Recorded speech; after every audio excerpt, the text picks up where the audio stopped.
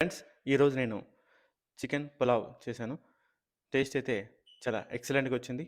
చూస్తున్నారు కదా! అలాగే చికెన్ కూడా చాలా సాఫ్ట్‌గా ఉంది. మీరు కూడా ట్రై చేసి ఎలా వచ్చిందో చెప్పండి.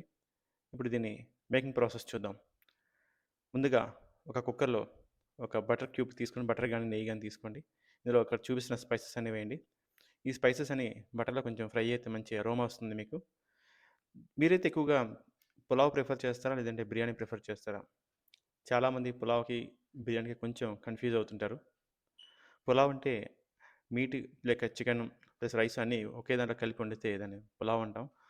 అలాగే బిర్యానీ అంటే అన్నీ విడివిడిగా మీట్ సెపరేట్‌గా అలాగే రైస్ సెపరేట్‌గా కలిపి వండి దాన్ని మళ్ళీ కుక్ చేస్తే దాన్ని బిర్యానీ అంటాం.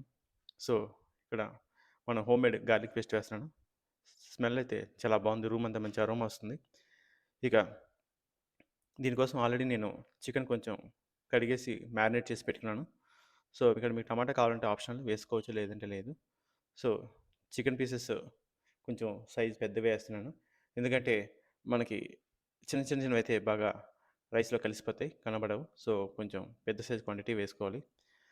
అలాగే ఈరోజు మదర్స్ డే. సో, అందరికీ మదర్స్ డే శుభాకాంక్షలు. మదర్స్ వండే ఫుడ్‌కి ఏ రెస్టారెంట్ కూడా రీప్లేస్ చేయలేదు కదా! అంత టేస్టీగా ఉంటాయి. ఇక ఈరోజు ఈ పులావ్‌కి నేను 2 కప్స్ ఆఫ్ రైస్ తీసుకున్నాను. బాస్మతి రైస్. 2 కప్స్‌ని మినిమమ్ ఒక 1 అవర్ నానబెట్టి ఉంచాను. అలాగే నేను ఇందులో వాటర్ వేయడానికి 3 కప్స్ వాటర్ తీసుకున్నాను.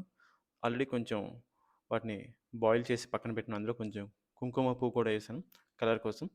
సో, చూపిస్తున్నట్టుగా రైస్ వేసి లైట్‌గా కొంచెం సేపు ఆయిల్‌లో ఫ్రై అయిన తర్వాత వాటర్ వేస్తున్నాను. వాటర్ వేసిన తర్వాత మనం విజిల్ పెట్టి ఒక మీడియం ఫ్లేమ్‌లో ఒక 2 విజిల్స్ వచ్చేంత వరకు ఉంచి మనం తీసేయొచ్చు పక్కకి. సో దట్ ఇంకా సర్వ్ చేసుకోవచ్చు. చూస్తున్నారు కదా! ఫైనల్‌గా చికెన్ పులావ్ అయితే రెడీ అయిపోయింది. మీరు కూడా ఈ వీకెండ్ ట్రై చేసి ఎలా వచ్చిందో చెప్పండి.